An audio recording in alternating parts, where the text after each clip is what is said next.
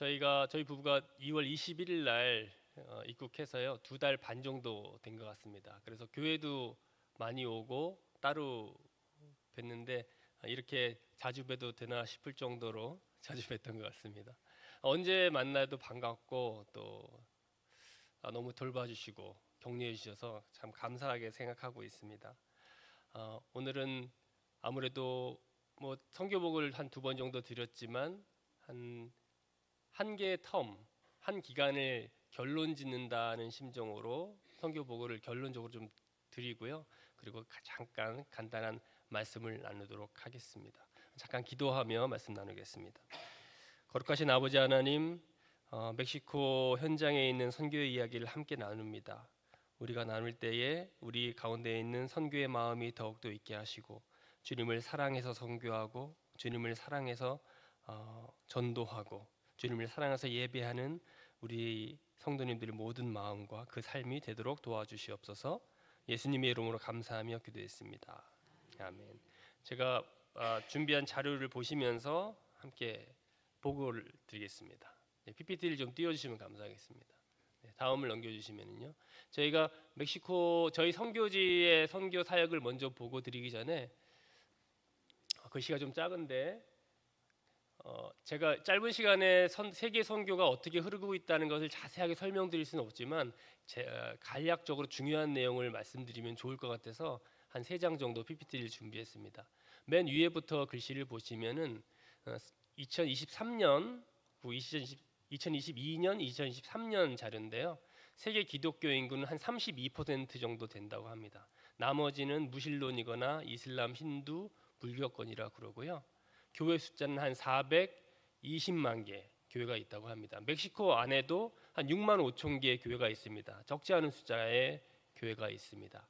사역자 수를 보면 교회 안에서 자국에서 사역하시는 분들이 1360만 명, 그리고 선교사님들은 44만 명이 사역을 하고 계시고 10년 평균을 냈을 때 아직도 90만 명 정도가 기독교를 믿는다는 이유로 순교를 하고 있습니다. 물론 이슬람 지역의 대부분이 많이 포함이 돼 있고 멕시코를 여러분 생각하시면 아마 종교의 자유가 있다고 생각하실 거예요. 그 말씀이 맞는 말씀인데 법 없이 살아가는 사람이 시골에 가면 좀 많이 있습니다.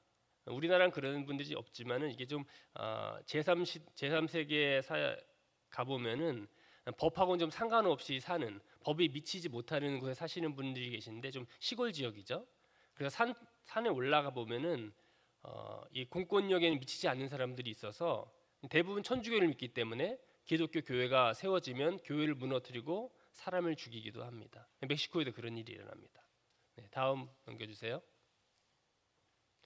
그래서 미복음화 인구라는 것은 우리가 복음을 전해야 하는 인구긴 한데 물론 32%의 나머지 68%는 다 복음을 전해야 하죠.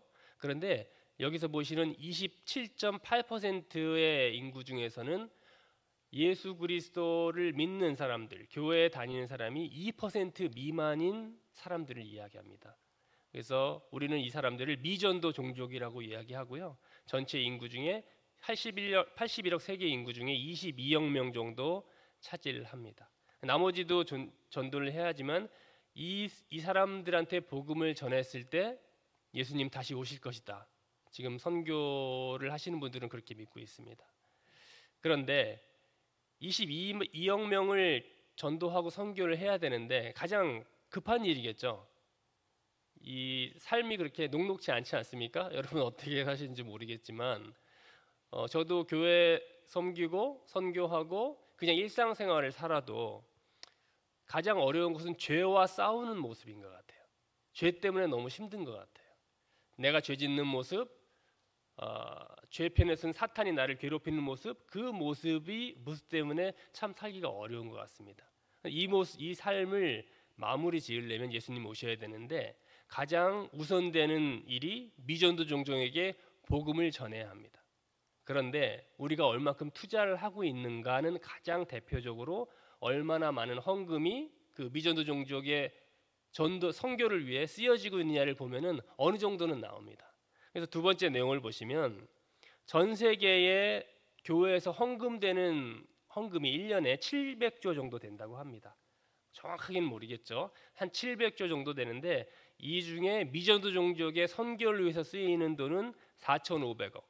굉장히 많은 금액이지만 퍼센티지로 보면은 0.06%. 그러니까 너무 적은 퍼센티지죠. 이 균형을 굉장히 잃은 퍼센티지입니다. 예를 들어서 설명을 드리자면은 미국에는요.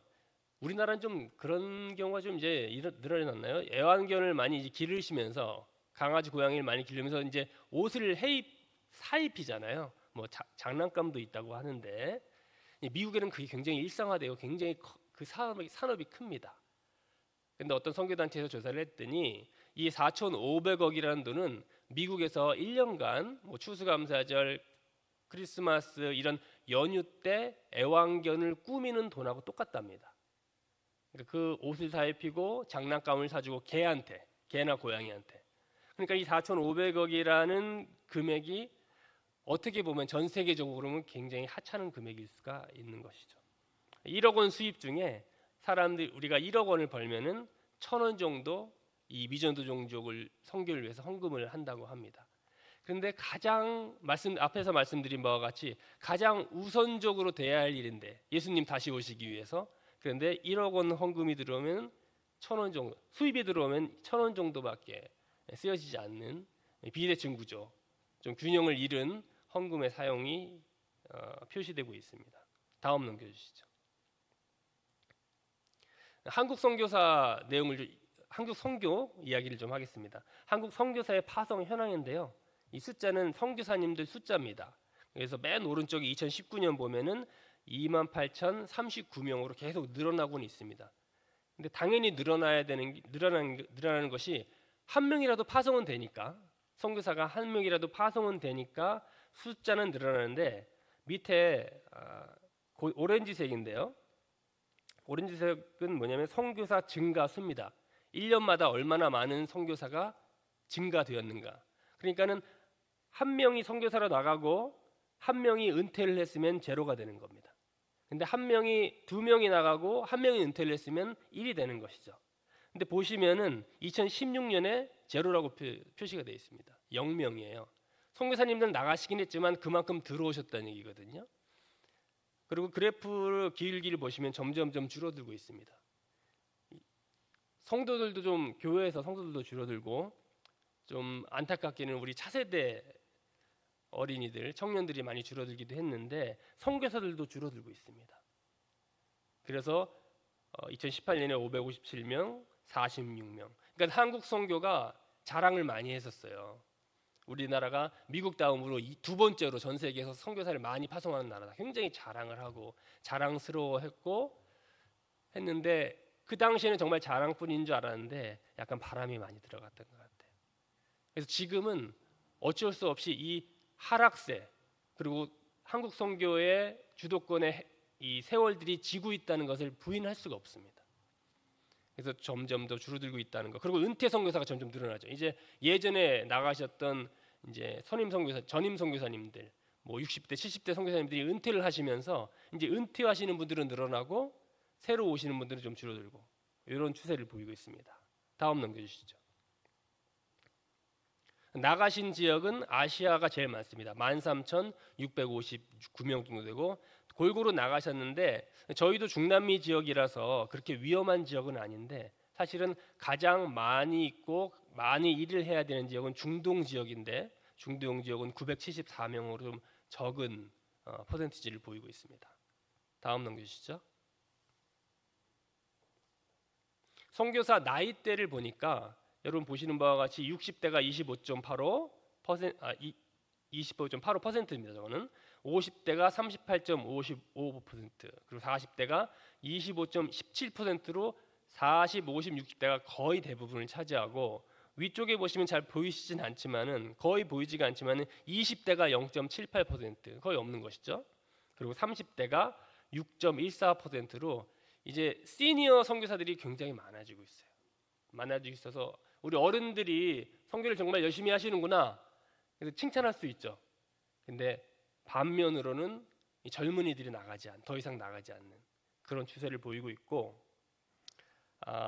그리고 한국 선교의 어떤 유형 중 방법 중에 하나가, 그럼 여러분 지금은 좀 바쁘시지만 은퇴하시고 선교합시다. 은퇴 뭐 60대 하시면은 그때 나가서 선교하시면 되지 않습니까? 그렇게 장려하는 케이스가 있었어요. 굉장히 좋은 케이스였는데 그게 너무 이렇게 장려가 돼 버린 거죠. 그래서 사람들이, 성도들이 선교에 대한 마음은 있는데 은퇴하고 나가서 선교하시는 건 좋지만은 너무 그쪽을 선호해 버리니까 연령대가 굉장히 올라가 버리는 거죠. 선교사 연령대가.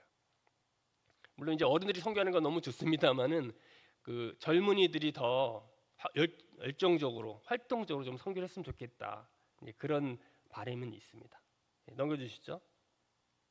그래서 이런 연령대가 올라가다 보니까, 물론 그것만의 이유는 아니지만 세계적인 추세로 시작하고 있는 것이, 그러면은 한국 선교사가 나가지 못하면 현장에 있는 현지 선교지에 있는 젊은이들을 우리가 훈련시켜서 거기서 선교하게 하자는 어떤 붐이라고 할까요? 그런 선교의 방법들이 시작이 되고 있습니다. 굉장히 좋은 것입니다, 이 방법은. 왜냐하면 현장에 있는 사람들, 예를 들어서 이제 저희가 중남미 지역 좀 사람들을 보여드리고 있는데, 이분들은 언어 문화적인 장벽이 없어요. 아예 제로예요. 이 언어 문화적인 게 얼마나 크냐면, 저도 가서 스페인어로 설교도 하고 가르치기도 하고 대화를 해야 되지만 완벽하게 한다는 건 불가능합니다. 지식을 왔다 갔다 할 수 있고 어떤 정보를 왔다 갔다 공유할 수는 있는데, 제가 가장 고민되는 것은 그분들의 마음을 알 수가 없어요. 제가 추측할 뿐이에요. 이런 것 같은데 이게 나쁜 뜻 아닌가? 뭐 이렇게 추측할 수밖에 없는 그런 좀 안타까운 마음이 있습니다. 그러니까 장벽이 있는 거죠. 한계가 있는 것입니다. 근데 이분들은 그런 장벽이 없고, 또 문화적으로도 문화적인 충격은 굉장히 큰 겁니다. 한국에서만 사시는 분들은 전혀 그런 걸 느끼지 못하는데, 예를 하나 들자면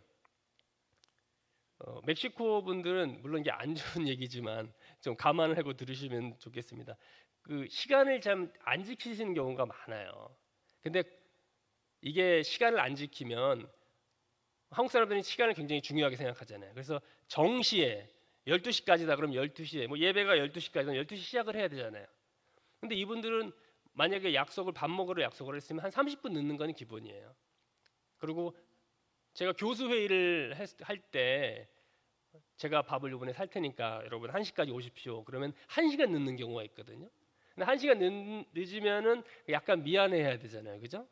차가 막혔다든지 뭐 지하철이 빵꾸가 났다든지 그런 얘기라도 해야 되는데, 이제 그런 얘기가 없이 그냥 웃으면서 들어와요. 아유, 반갑다고 그러면서 들어옵니다. 근데 그것을 5년 동안 겪다 보니까, 처음에는 그래 참아야지, 내가 잘 넘어가야지 하다가 5년 동안 겪다 보니까 그 사람의 진심이 의심이 되는 거예요. 이 사람이 도대체 나를 어떻게 보고, 아니면 우리의 일을 어떻게 보고 이렇게 행동을 하는가. 그럴 때 충격이라는 게 옵니다.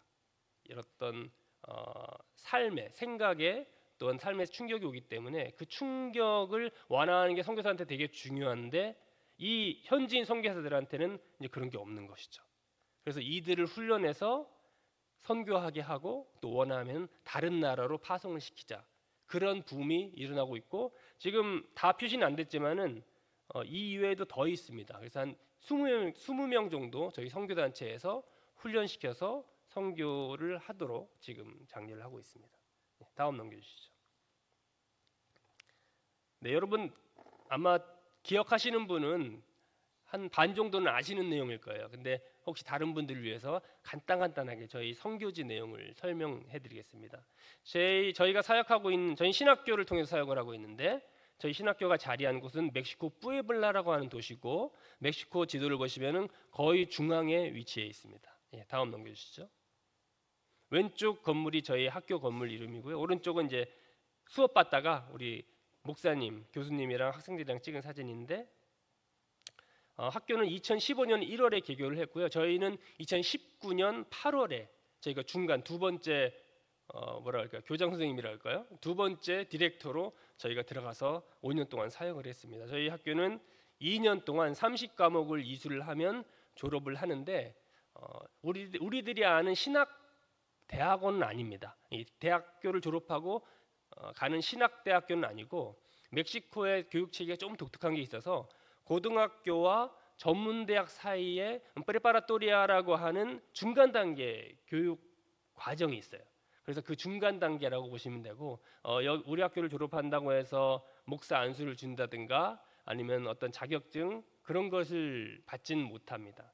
물론 이제 저희가 5년 동안 사역하고 느끼는 것은 그럼 저들한테 어떤 목사의 자격증 그리고 안수 그런 걸 주기 위해서는 교단을 만들어야 돼요. 근데 교단을 만들면 되는데 교단을 만드는 건 쉽지가 않습니다. 그래서 좀 고민 좀 하고 있는 상태입니다. 다음 그리고 저희가 팬데믹 지나서요. 팬데믹 지나면서 2023년 4월에 저희 학교가 대면 수업을 처음 시작했어요. 대면 수업하면서 만든 비디오가 있는데 그 비디오를 먼저 보시면 좀 저희 학교의 현실감을 좀 느끼실 것 같습니다. 영상을 틀어주시면 감사하겠습니다.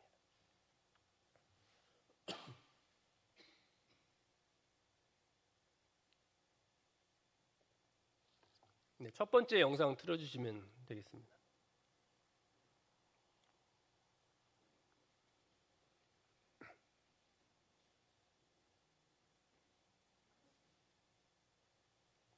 네, 소리를 좀 올려주시면.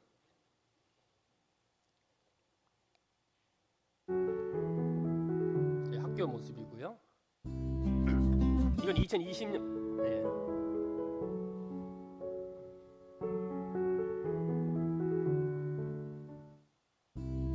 팬데믹 전에 채플 수업 전에 이제 예배를 드리기 시작하는데 인원이 되게 적었어요. 2020년 그때는 10명 정도 작은 신학교였는데 팬데믹 되면서 이제 온라인으로 떠밀려서 시작하게 됐죠.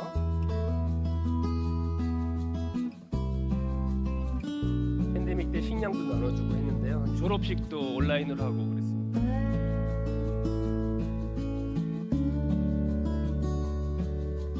저희 교수님들하고 회의하는 장면이고요. 크리스마스 선물로 초콜릿도 좀 나눠주고. 그런데 2023년 3월에 다시 이제 학교 문이 오픈돼요. 그래서 학생들이 와서 대면 수업을 시작한 거죠.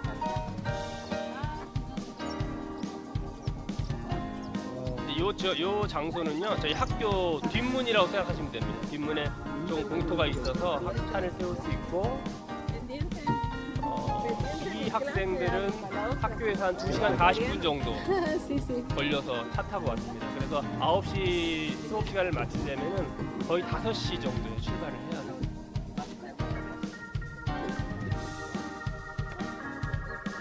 이렇게 그 지역의 학생들이 올 수 있는 거는 제가 열심히 한 게 아니라 저 지금 선글라스 끼신 분이 토마스 목사님이라고 저분이 끌고 오는 사람이 있어야 되는 거예요.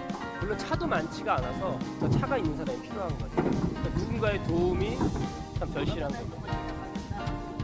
지금 이제 가는 장면인데 우리 학생들하고 교수님들하고 같이 사진 찍었고요. 수업하기 전에 저희가 커피랑 빵 먹으면서 이제 예배를 준비하는 시간이 있습니다. 그때는 사진을 찍었고 잘 못 알아듣지만 얘기도 하고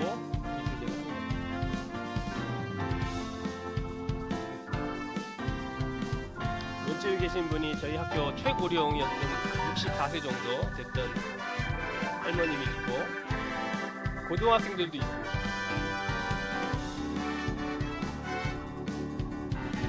우리 고등학생들인데요. 고등학생들도 수업을 아직까지도 참여를 하고 있습니다.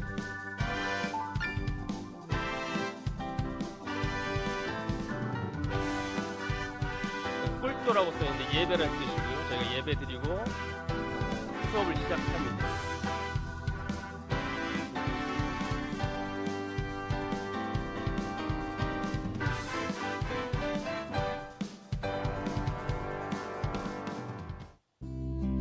교실인데 저희가 교실이 3개 있어요. 교실이 3개 있는데 하나는 쓰지 않고 2개 교실만 쓰고 하나는 1학년, 나머지 1개는 2학년 이렇게 수업을 하고 있습니다.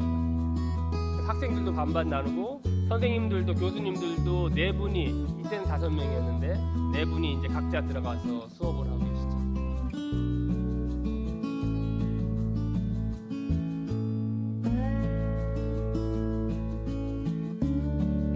교수님들은 대부분 2015년 개교할 때부터 계속 같이 하셨던 분들이 우리 간사님 가운데 있고 우리 교수님들하고 찍은 사진이고, 또 점심 때는 좀 특별한 음식을 대접을 합니다. 멕시칸 음식 말고 저건 이제 핫도그에 지나지 않지만 저분들한테 좀 특별한 음식이죠.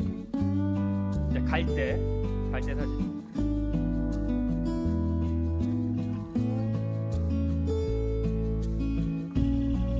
건물 내 마당이 좀 커서 거기다 차를 주차합니다.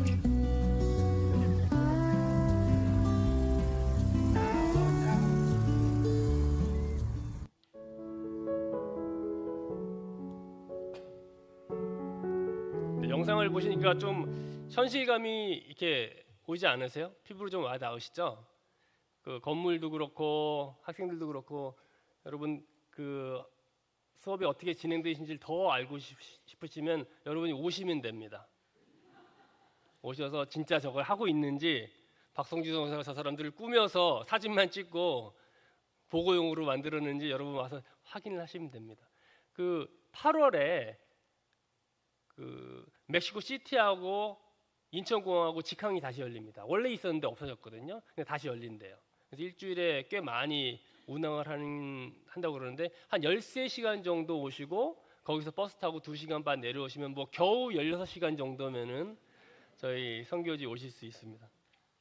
그래서 사진 보시면은 6번의 졸업식이 있었고요. 그래도 감사한 거는 숫자가 다는 아니지만 그래도 조금씩 숫자가 늘어나서 감사했고, 이 33명의 졸업생 중에 7명의 목회자가 목회를 하고 있습니다. 다음, 저희 직원들인데 가운데 3분이 디렉터예요. 캠퍼스 디렉터라고. 여러분 요건 좀 이제 생소하실 거예요. 그러니까 왜 캠퍼스가 있고 왜 캠퍼스에 디렉터가 필요하냐는 제가 조금 뒤에 설명을 드리겠습니다. 왼쪽 두 번째 보시면 영울리라고 돼 있는데 한국 분이세요. 한국 선교사님이신데 그것도 나중에 설명을 드리겠습니다. 다음, 우리 교수님들 4분. 다음, 학생들 사진입니다. 학생들 1학년 12명, 그 다음 2학년 16명 사진인데 불행하게도 중간에 많이 그만을 뒀어요. 그만둬가지고 많이 인원이 줄었습니다. 다음, 이 표가 좀 중요해요. 사실은 저희의 사역을 설명한다면 이 표가 중요한데, 학생들 숫자를 표시한 그래프입니다. 숫자가 잘 안 보이실 텐데 맨 위에 하얀 선이 재학생, 지금 현재 공부하고 있는 총 인원들, 그 다음에 중간에 파란색 숫자가 그 해에 들어온 신입생 숫자, 맨 밑에 주황색, 오렌지색 그래프가 그 해에 졸업한 2학년들이 얼마만큼 졸업을 했느냐, 중간에 그만두지 않고, 그걸 표시한 숫자인데요. 뭐 다른 내용은 그냥 왔다 갔다 한다고 생각하시면 되는데 2020년에 보면은 중간에 파란 숫자가 2라고 되어 있습니다. 그 2라고 한다면 어떤 뜻이죠? 신입생이 2명. 여러분 참 총명하십니다. 대답도 해주시고 2명의 신입생이 들어왔다는 뜻이죠, 그렇죠? 근데요, 여러분 아무리 저희가 학교가 규모가 작지만 신입생이 2명이 들어왔으면은 사실은 학교가 아닌 거예요, 그렇죠? 학생이 없으면 학교가 있을 수가 없습니다. 그리고 그 밑에 보시면 제로라고 0이라고 표시가 돼 있죠. 그럼 0이라고 표시돼 있으면 그 2명의 학생들이 어디 갔을까요? 중간에 그만뒀습니다. 6개월 만에 그만둬서 그 해에는 학생이 1학년은 없었어요. 저희가 2019년 8월에 투입이 돼서 2020년에 1월 달에 2명이 신입생이 들어왔다가 6월 달에 나갔는데, 이 일을 겪고 나서 저희한테 딱 드는 생각은, 그럼 내년은 어떡할래? 학교인데, 이름은 학교인데 내년에도 이런 식으로 신입생이 들어오면 그러면 학교라고 할 수 있겠느냐, 이제 그런 고민이 생긴 거죠. 그럼 그전에는 어떻게 신입생이 조금이라도 저렇게 들어왔는가 하면은, 교수님이 4분 계셨는데 다 목사님이세요. 그러니까 그 4분의 목사님의 성도들이 거의 대부분을 차지한 거예요. 어떻게 보면 이렇게 동원이 된 거죠, 좀 억지로. 그래서 채워졌는데, 이제 제가 바뀌고 제가 그렇게 푸시를 안 하니까, 제가 압력을 푸시를 안 하니까 교수님들이 그렇게 노력을 하지 않으신 거예요. 그래서 2명밖에 안 들어온 거예요. 그럼 내년에 어떡할래? 고민이 생긴 거죠. 한 6개월 남았어요. 6개월 하면 이제 광고하고 시작해야 되는데, 그땐 정말 신실한 신자가 되더라고요. 하나님, 제가 아무것도 할 수 있는 게 없는 거예요. 아니, 길가 지나가던 사람을 끌어다가 데려올 수도 없는 얘기고 이걸 어떻게 합니까? 이 넓은 멕시코 땅에서. 그래서 기도하면서 근데 2020년 4월에 팬데믹이 터졌죠. 그렇죠? 그래서 학교가 문을 닫았습니다. 그래서 온라인으로 시작을 했는데 기도하면서 또 이 되어지는 상황 가운데서 하나님께서 말씀해 주신 게 뭐냐면은 다 인터넷으로 수업을 했으니까 인터넷이 닿는 어느 곳이든 학교에 오픈을 하면 된다는 것이었어요. 근데 어떻게 오픈을 하느냐? 인터넷이 닿고 어떤 중형교회라 해봤자 한 80명 되는 성도 80명 되는 교회의 목사님이 오케이 해가지고 내가 캠퍼스를 하겠다. 캠퍼스로 하면 우리 성도들을 교육시켜달라. 그러면은 그 교회가 저희 ITP 신학교인데 이름이 ITP 신학교의 캠퍼스가 되는 거죠.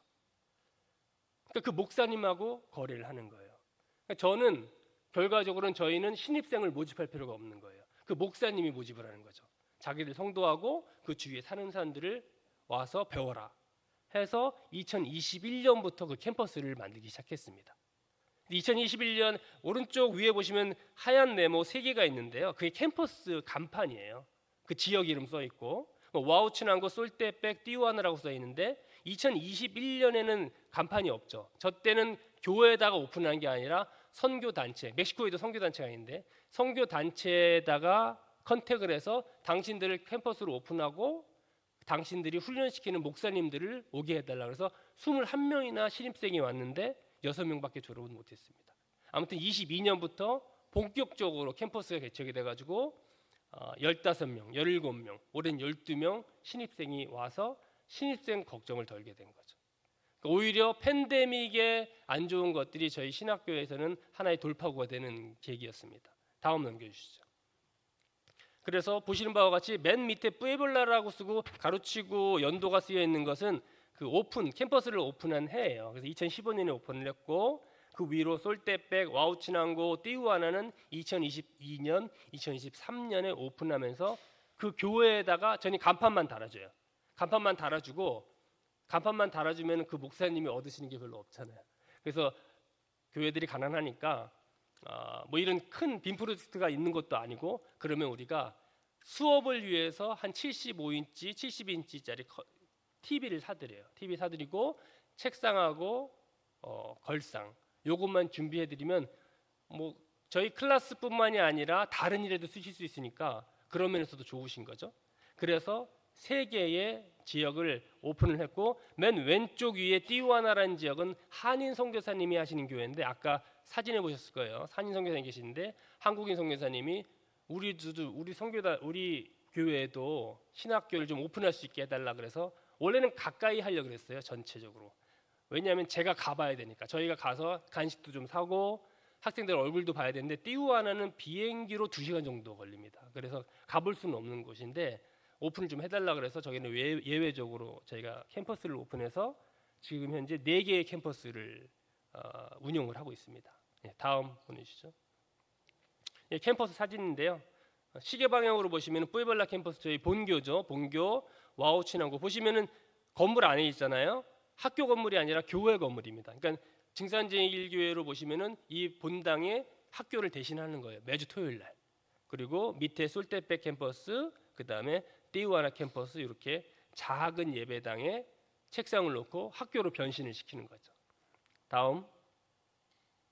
그래서 앞으로의 계획은 4개 정도 캠퍼스를 더 했으면 좋겠다. 4개 정도 캠퍼스를 더해서 좀 볼륨을 좀 늘린다 그러죠. 몸집을 좀 키우고 질적인 발전도 한번 해보자. 그것이 2026년까지의 계획입니다. 2026년 되면 한 8개 캠퍼스가 되면 학교가 2배가 됩니다. 그러니까는 이게 갑자기 점프를 하게 되는데요. 학생 수가 2배가 되니까 교실도 2배가 돼야 되고 교수님도 2배가 되더라고요. 근데 이것을 할 수 있느냐가 이제 과제죠. 그런 지원이 올 수 있느냐. 인건비가 굉장히 비싸기 때문에 그건 저희의 남은 숙제입니다. 다음 넘겨주세요. 그리고 추가된 사역은 이 캠퍼스를 오픈했잖아요. 사실은 하나님께서 말씀해 주셨다고 생각하는 일은 이 이후에 일이 또 있다는 거예요. 그 캠퍼스를 오픈한 그 교회를 도우라는 얘기예요. 그 교회를 그 지역에 선교를 하는 허브 교회로 세워서 그 교회가 필요로 하는 뭐 아울리치라든지 단기 선교라든지 어떤 재정 지원이라든지 교회 개척까지 좀 도우라는 얘기였어요. 그래서 그거를 첫 한 교회 한 개 교회만 지금 시작을 하고 있습니다. 그래서 여러분 보시면은 위에 두 개는 이제 아울리치 미국 교회에서 오신 분들하고 같이 사역하는 모습이고 밑에는 졸업생이 개척한 교회를 저희가 재정 지원을 했었습니다. 지금은 좀 멈췄는데 그 사진이고요. 다음 넘겨주세요. 그래서 한 개 교회가 건축을 하고 있습니다. 교회를 처음 하는 건 아닌데 아이들을 위한 공간이 없어서 조금 큰 건물이 필요했어요. 근데 시작을 하려니 시작 자금이 없어가지고 한 달러로 하면 3만 불 드는데 그럼 3만 불을 어떻게 마련할 것인가 좀 기다렸어요. 어떻게 하는지 보려고. 그러니까 바른 아까 그 선글라스 키신 토마스 목사님 교회인데 그 목사님이 바른 길로 가시더라고요. 무조건 도와달라고 한 번도 도와달라는 말씀 안 하시더라고요. 헌금을 좀 도와달라. 개척을 해야 되는데 첫 번째 하신 게 뭐냐면 교회 건축 작정을 하셨어요. 사실은 굉장히 돈이 없으신 분들이에요. 하루하루 살아가시는데 어려우신 분들인데 그래도 조금씩 하시더라고요.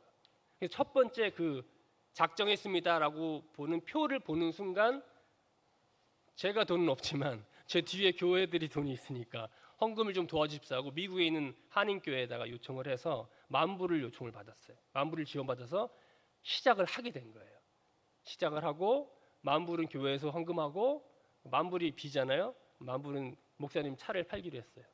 그래서 차를 팔아서 30,000불 정도 하고 있는데 저렇게 거의 매주 교인들이 일을 합니다. 나무 베고 땅 파고 일을 하고 있습니다. 좀 다치지 않을까 좀 걱정이 되는데 어제도 사진하고 영상을 좀 보내오셨던 것 같습니다. 네, 다음 넘겨주세요. 그리고 지금 현재 사역을 하는 것도 중요한데 저희가 중고등학생 대상으로 장학금도 저희가 드리는 건 아니지만 교회가 저희한테 주시면 저희를 통해서 이렇게 지급을 하고 있어요. 근데 지급을 한두 달 하는 것이 아니라 저 친구들 고등학교 졸업할 때까지 끝까지 합니다. 그래서 어떤 케이스가 있었냐면 맨 왼쪽 위에 앙헬이라고 써있는 아주 잘생긴 친구가 있어요. 저희 신학교도 졸업했고 앙헬이라는 친구는 집안이 가난해서 예를 들자면 여러분의 이해를 돕자면은 중학교 졸업하고 과학고등학교를 가고 싶었던 건데 과학고등학교 수업료가 너무 비쌌던 거예요. 그래서 가지 못하고 그냥 동네에 있는 고등학교를 가려고 그랬는데 그때 마침 제가 알고 연결이 잘 돼서 미국에 있는 어떤 한 교회에서 한 달에 장학금을 주고 이 학생을 그 과학고등학교에 진학을 하게 했어요. 그래서 지금은 그 학교에서 공부를 하고 있고 고등학교 졸업할 때까지 지급이 됩니다. 그러니까 한 아이의 인생을 바꾸는 것도 있지만 어떻게 보면 좀 슬픈 일인데 어른들을 대상으로 선교하고 교회를 건축하고 교육하고 그런 것보다 지금 저 아이들을 지금부터 교회의 헌금과 교회의 교육으로 교육하는 것이 멕시코 선교가 더 빠를 수 있다. 이게 좀 슬픈 일이죠. 그러니까 어른들한테 그렇게 큰 비전이 없다는 얘기입니다. 오히려 자라나는 아이들을 목사로 선교사로 키우는 것이 더 빠를 수 있다는 그런 계산도 있는 것이죠. 예, 다음 넘겨주십시오. 그래서 학교 확장을 계획하고 있는데 학교 확장과 더불어 그 안에 질적으로 어떻게 그 학교의 학과 과정 그걸 어떻게 성숙시킬 것인가 그것이 더 큰 숙제가 되겠습니다. 다음 넘겨주십시오. 예, 다음 넘겨주세요. 여러분 지금까지 보고를 드린 대로 여러분들이 보시고 이해할 수 있는 보이는 선교를 제가 말씀드렸어요. 건물도 있고 학생들도 있고 캠퍼스가 개척되고 개척된 그 교회의 교회 건축도 하고 봐서 이해할 수 있는데 참 아이러니하게도 5년 동안 저희 부부에게 하나님께서 그럼 선교가 뭐야? 라고 질문을 했을 때 그 부분보다 더 중요한 게 있었습니다. 보이는 거는 어쩌면요 여러분께서 헌금해 주시고 박수 쳐 주시고 기도해 주시고 저희들이 열심히 뛰면은 보일 수 있는 부분이 그렇게 어렵진 않아요. 왜냐하면 멕시코의 배경 자체가 그렇게 억압된 분위기가 아니기 때문에. 그런데 이 영상을 아마 보셨을 거예요. 영상 세 번째를 한번 틀어주시면 좋겠습니다. 이런 사건이 계속 되풀이되면서 하나님께 말씀해 주세요. 이제 틀어주십시오.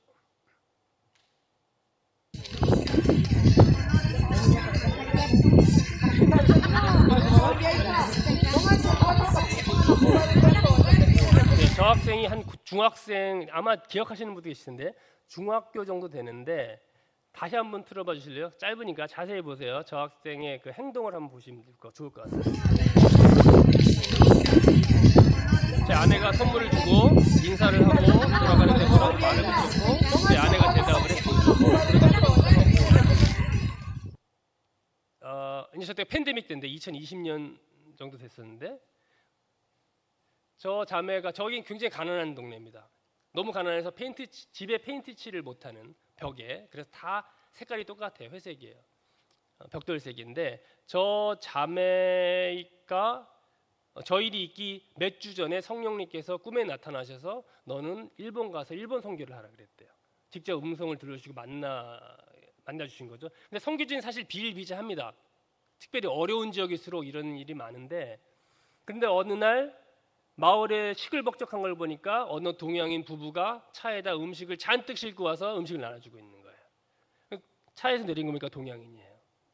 그래서 이 자매도 와서 선물 받으러 왔는데, 이 자매의 눈에는 저 동양인 부부가 어느 나라 사람으로 비쳤을까요? 일본 사람으로 비쳤겠죠. 그래서 저희 아내한테 아리가또라고 인사한 겁니다. 이렇게 목례 안 하잖아요. 멕시코 사람들은, 미국 사람도 그렇고. 근데 목례하면서 일본 사람의 예를 갖춰준 거예요, 저희한테. 그래서 아리가또라고, 고맙습니다라고 얘기를 했는데, 제 아내가 한국 사람이라고 그러니까 알았다고 그러고 돌아간 장면인데, 이런 일들을 통해서 하나님께서 뭐라고 말씀하셨냐면은 이 선교를 내가 하고 있다고 말씀해 주시는 거예요. 이 선교는 내가 하고 있고 내가 결실을 맺을 거고 내가 끝을 볼 거야라고 말씀해 주시는 게 몇 번 있었어요. 저 자매 말고 또 하나 자매가 있는데 그건 시간이 없으니까 제가 못 보내드리는데, 그런 일과 더불어 이 선교가 되어진 걸 보니까 건물 세우고 학생 수를 늘리고 하는 게 중요하긴 하고 같이 되어져야 되는 건 맞지만, 그것과 동시에 하나님의 선교를 완성시키는 것은 그 과정 가운데 나를 나타내라는 거죠. 과정 가운데 하나님의 본질을 나타내야 그게 진짜 선교가 된다는 겁니다. 그럼 그 나타내야 되는 그 본질적인 선교가 무엇인가? 여러 가지가 있을 수 있겠지만 하나님께서 저에게 강조하신 것은 연합과 소통이었습니다. 사람들과 연합해야 된다는 거죠. 조금 단순하게 말씀드리자면은 사이좋게 잘 지내라는 것입니다. 사이좋게 잘 지내면서 하나님의 일을 하라는 거예요. 좀 어려운 일이 있으면 소통하라는 것이죠.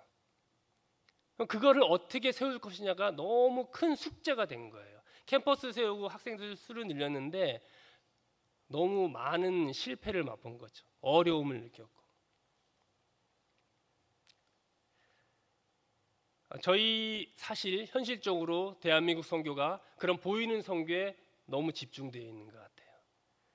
사실은 그 집중되어 있다기보다는 하나님의 본질을 나타내는 그 과정을 잘 못하고 있습니다. 등한시하거나 사람들과 소통하고 사람들과 연합하고 교회끼리 연합하고 그런 모습이 너무너무 어려운 것이죠. 근데 하나님은 그걸 하라는 겁니다. 많은 선교사님들과 교회들이 선교를 정말 열심히 하고 계세요. 그런데 보이는 부분보다 보이지 않는 부분을 실천하시는 건 너무너무 어려워 보입니다. 조금 늦게 선교의 목표를 완성시키더라도, 조금 기대치만큼 완전히 완성은 못하더라도, 조금 천천히 가더라도 서로 소통하고 이해하고 용납하고 싸우더라도 나중에 화해하고, 그런 하나님의 본질 가운데 연합하면은 그것이 하나님의 선교가 아닌가 생각을 합니다. 제가 오늘 주보에 창세기 3장 본문을 올려놨습니다. 시간이 좀 많이 간 것 같은데요. 제가 본문을 읽으면서 간단하게 메시지를 전하면서 말씀을 마치도록 하겠습니다. 창세기 3장에는 사탄이 이브를 유혹하는 장면이 나옵니다. 여러분 너무 잘 아시는 말씀이에요. 이브는, 여러분 그 부분을 읽으시면서 어떤 생각을 하시는지 모르겠는데, 이브도 그 죄를 범하고 싶지 않았을 것 같다는 생각이 저는 듭니다. 하나님을 직접 대면했고 하나님의 위대함을 알고 하나님의 말씀이 너무나도 두려운 사람이었어요. 그런데 선악과를 먹으면서까지 그 죄를 범하고 싶진 않았는데 그래서 사탄의 유혹을 강하게 밀쳐내면서 이브가 저항을 하면서 창세기 3장이 시작합니다. 그런데 이브를 유혹하던 이 사탄이 처음엔 슬쩍 간을 보더니 어느 순간 확신에 차서 이브에게 거짓말을 하는 순간이 옵니다. 창세기 3장 4절 한번 보시겠어요? 창세기 3장 4절 말씀입니다. 제가 읽어드리겠습니다. 뱀이 여자에게 이르되 너희가 결코 죽지 아니하리라. 확신에 차서 너희가 안 죽을 거야. 그러니 먹어도 되라고 이야기를 합니다. 그럼 사탄에게 이 확신을 주는 이브의 어떤 실마리가 있어서 이유가 있었거든요.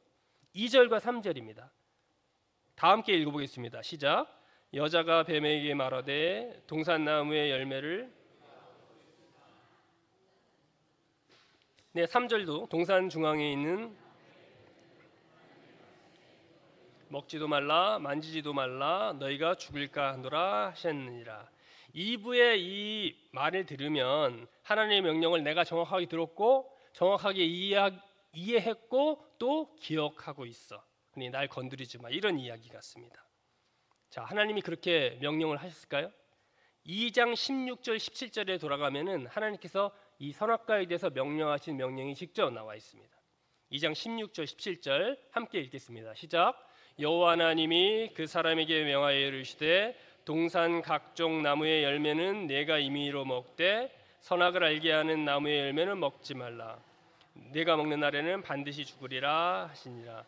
이 성경의 직접적인 인용대로라면은 먹지 말라고 하셨죠. 하지만 손대지 말라고는 하지 않으셨어요. 이런 하나님의 말씀의 왜곡을 알아차리고 사탄이 자신 있게 이브를 공격한 겁니다. 그런데 이브가 이렇게 하나님의 말씀을 왜곡할 수밖에 없는 이유가 또 나름대로의 사정이 있습니다. 2장 16절을 다시 한번 보시면요. 여호와 하나님이 그 사람에게 명하여 이렇게 시작합니다. 그 사람에게 명하여. 영어에도 the man 단수로 사용되어 있습니다. 한 사람에게 얘기한 거예요. 그 사람에게 명하여. 이브는 이 명령이 내려진 그 이후에 창조됐습니다. 그러면 그 사람은 누굴까요? 아담밖에 없었죠. 이 선악과 명령은 하나님이 아담에게 1대1로 내린 명령입니다. 그 이후에 이브는 창조되었고 이브는 아담을 통해서 이 선악과의 명령을 들은 겁니다. 이브가 하나님의 명령을 왜곡된 채 알고 있었던 이유는 아담과 이브 사이에 소통이 없었기 때문이에요. 아니면은 왜곡된 소통이 있었기 때문입니다. 아무튼 둘 사이에 무슨 문제가 있었어요. 그렇기 때문에 이 명령을 100% 정확히 이브가 받아들일 수 없었던 겁니다. 성경의 매우 중요한 책 창세기, 처음 책인 창세기에 그것도 더 중요한 선악과 원죄 사건에 여기서 강조하고 있는 것은 우리 인간들의 왜곡된 소통, 잘못된 소통이 사람을 죽인다는 겁니다.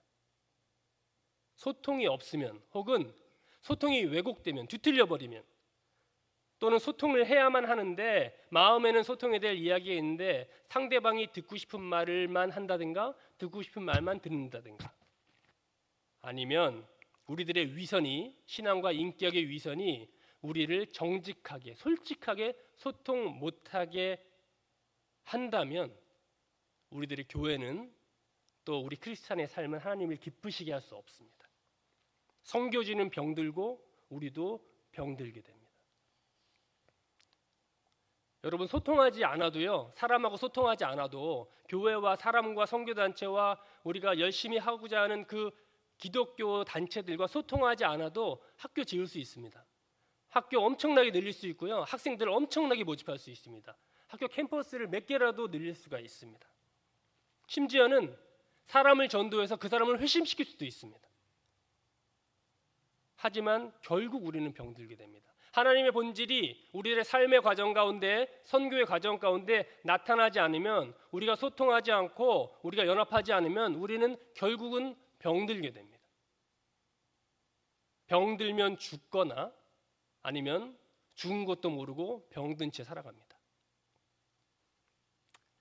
사람과 소통하고 연합하고 하는 것이 정말 말로는 쉬운데 여러분 그게 쉽겠습니까? 너무나도 어렵다는 것을 체험하고 돌아왔습니다.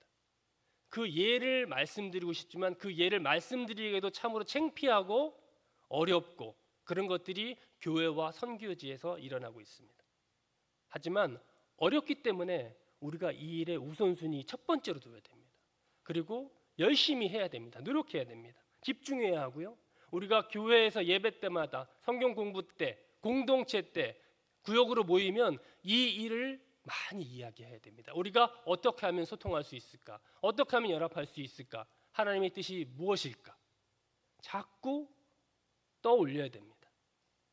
그렇지 않으면 교회도 선교도 크리스찬인 우리의 삶도 어려워집니다.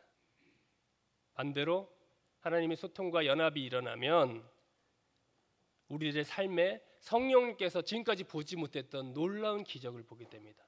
그러면 우리는 다른 에너지로 우리의 남은 삶을 살게 되는 것이죠. 소통과 연합을 통해서 성령님의 놀라운 기적을 체험하시는 여러분들 개개인의 삶과 가정이 되길 바랍니다. 또 이 교회가 되길 바랍니다. 기도하겠습니다.